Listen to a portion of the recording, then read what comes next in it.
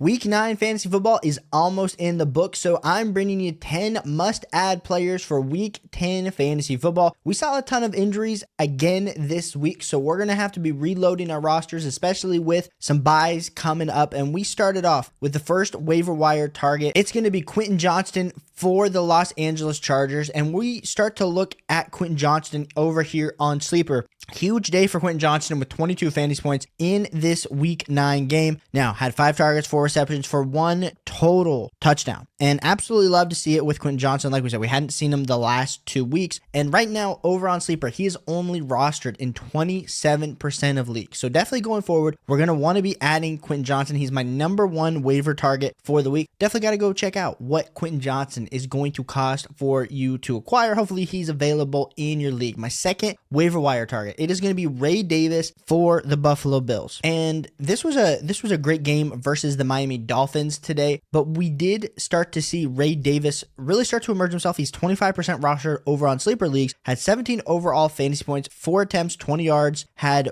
2 targets, 2 receptions. One of those receptions was absolutely game busters and got that total touchdown. Now, we like to see with James Cook involved that Ray Davis was able to still put up some fantasy football value. Now, going forward, of course, I am assuming James Cook as he gets more healthy. If for any reason James Cook were to miss any time, I definitely think Ray Davis is worthy and must be added to your team as my second waiver wire target for today's video. My third waiver wire target, it's going to be Xavier Legette for the Carolina Panthers. And we saw Bryce Young in this matchup look absolutely great. And now Xavier Legette owned a little bit more than some of those other guys that we were talking about with Ray Davis and Quentin Johnston, where we're looking at Xavier Legette, 13 fantasy points the last 2 weeks, 6 targets, 4 receptions, did get that 1 overall touchdown. Absolutely great. I don't know if it's going to be Andy Dalton, if it's going to be Bryce Young, but with no Deontay Johnson, Xavier Legette is in a great spot, especially with his roster ability. You definitely want to be checking in, seeing, hey, Xavier Legette, is that a guy that I want to be adding on to my team? The fourth player that I want to be adding, and I know we didn't have the greatest day today, it's actually going to be Jalen Coker for the Carolina Panthers. Now, Jalen Coker, if you were on Twitter this last week and a half, dude's been absolutely blowing up. He was an undrafted rookie wide receiver out of Holy Cross, and last week had 17 fantasy points, 69% snap share, 6 targets, 4 receptions, 78 yards, and 1 total touchdown. Now, in today's game versus New Orleans, 3 targets, 2 receptions, 36 yards.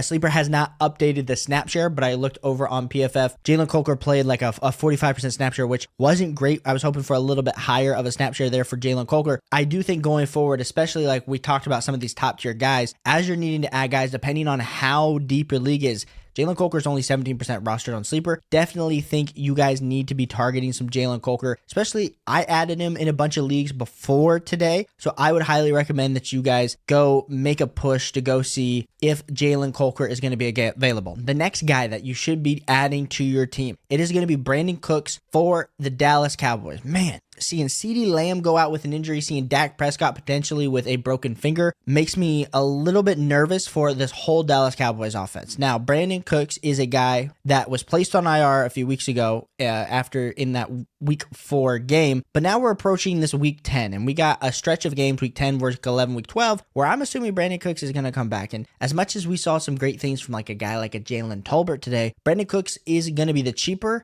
guy that I want to be adding, and he's going to be a little bit sneaky because if for some reason, I know if you're dealing with a ton of injuries, you're like, Caleb, I can't put a guy on my IR spot. Brandin Cooks, he's only 16% rostered over here on Sleeper. So I definitely think you need to be targeting some Brandin Cooks as a guy that has that value for you, as a guy that helps you in that wide receiver department. Now, we typically only keep it to 5 on these videos, but I will say this week there was just a ton of guys that we could talk about on the waiver wire. And so depending on your team needs, depending on injury, you're just going to be having to consider these guys. Next guy is going to be Drake Maye for the New England Patriots, 22% rostered. And when we're looking at Drake Maye overall, Drake Maye is playing with absolute bums out there, and dude still puts up 17 fantasy points. I mean, 21, 20, 11, and 17. And really the 11, he got knocked out earlier in that game. Drake Maye maybe had the play of the year trying to get them into overtime. Of course, ended up throwing that big interception at the end, but him only being 22% rostered, you definitely need to be taking a look at a guy like a Drake Maye, because I just think when we're talking top 5 quarterback upside, Drake Maye is in that conversation. The same way we saw Jaden Daniels absolutely ascend, Drake Maye to me is elevating the talent of the team. So definitely go target some Drake Maye. Think he's an absolute great waiver wire addition. Now, The next guy we're going to talk about off the waiver wire, it's going to be my favorite guy to talk about on the channel, Demario Douglas. And Demario Pop Douglas put up 10.5 fantasy points. We talked about him in the stash video on Saturday. There's a lot of you that are so sick and tired of me talking about Pop Douglas, but Pop Douglas to me is still the clear number one wide receiver besides Hunter Henry for Drake Maye in this Patriots offense. Like I said, 10.5 fantasy points, 9 targets, 7 receptions, 35 yards. So no touchdowns, not a lot of, yards per target, yards per reception, but I still like the metrics we're seeing out of Pop Douglas really since week 3, and especially if you need an end of bench ad. He's 35% rostered. If you are one of those leagues where he is available, I think Demario Douglas is 100% worthy of an add onto your fantasy football roster. Like we said, this is a little bit deeper of a waiver wire video this week just because there are so many options. We saw Chris Olave go down with a massive injury, and so I'm going to be suggesting, hey, Taysom Hill, who they need to be getting offense for this Saints offense. I mean, they got to get the passing attack working, but they also need to start using Taysom Hill as the overall weapon that he is. Put up 16 fantasy points in this week 9 game, 5 targets, 4 receptions, 41 yards. And like we said, getting it on the ground, the Wildcat, even potentially having the opportunity to play some snaps at QB. Taysom Hill is the full gamut of a guy that, especially in a tight end landscape where he is getting a lot of value touches, Taysom Hill's a guy that going forward, I definitely think you need to be looking at. And my last and final waiver wire guy, it is going to be tight end Mike Gesicki for the Cincinnati Bengals. When we're looking at Mike Gesicki for sure, 27 fantasy points today, had 2 total touchdowns, 6 targets, 5 receptions for 100 yards. Absolutely great game. And we know that Mike Gesicki shows out when there's no T. Higgins. So I understand when T. Higgins comes back, probably hurts Mike Gesicki's overall values. 21% rostered. We're looking at the tight end landscape. I mean, maybe besides the top 6-7 guys, if you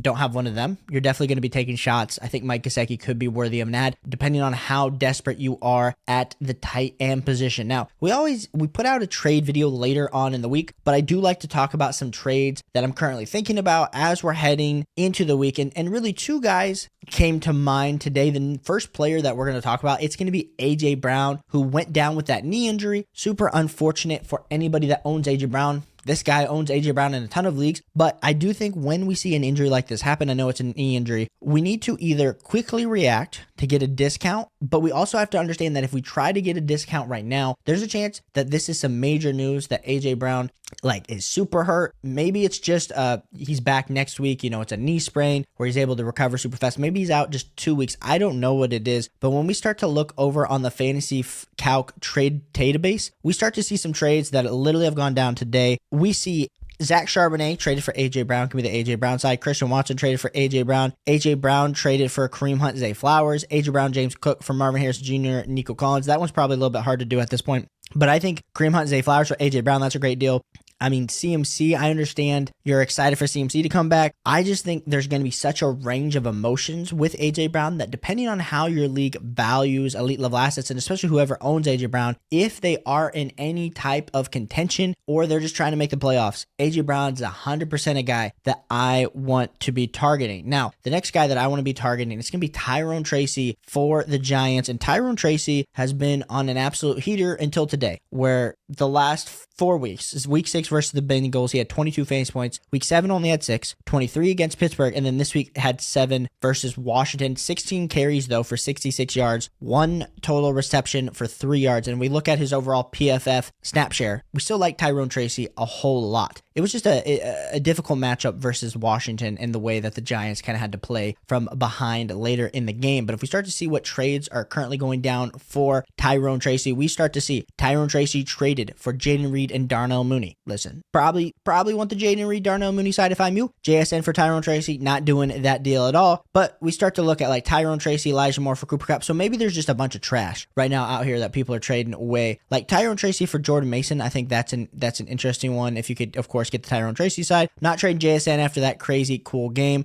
Maybe we're looking, and maybe Sundays are not the day to talk through trades because we're looking like Deontay Johnson, J.K. Dobbins for Tyrone Tracy. I would not do that. Tyrone Tracy, Jerry Jeudy for Mike Evans. I'm not trading Mike Evans for Tyrone Tracy and Jerry Jeudy. Tyrone Tracy for Deebo Samuel. Tyrone Tracy for Travis Etienne. I think those are some deals where maybe people, like we said, at this point, the trades coming in are a little bit faulty here on the fantasy football calc trade database, which pulls in from a bunch of different sources and a bunch of different league formats. These are real fantasy football leagues. Clearly not all the time the most relevant, but The part that I do want to get is you guys should be targeting some Tyrone Tracy in your fantasy football league. So if you like fantasy football, if you like winning, hit that like and subscribe button. We go live every Wednesday night. We answer all start sit questions in the comments. So once you guys here in the community that we're building, appreciate you guys so much. Check out these 2 videos if you haven't, and I'll catch you on the next one. Peace.